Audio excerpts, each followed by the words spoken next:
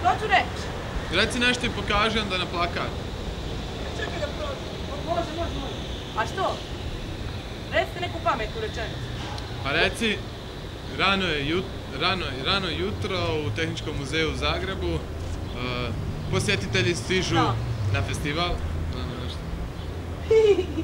Ajde.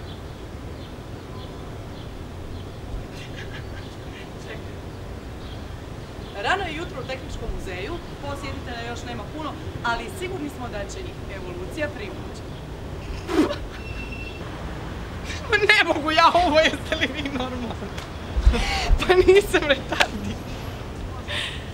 Kako ću se ja tu ti za koluđa kakav? Idem.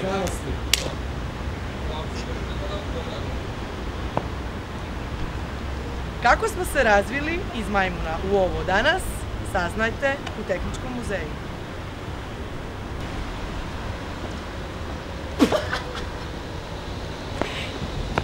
Čekaj sad onda. Kako smo se razvili iz majmuna u ovo danas, saznajte na festivalu.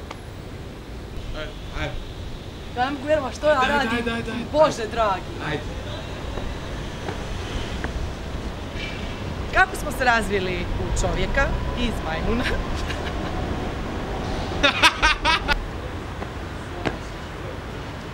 Kako smo se razvili iz majmuna u čovjeka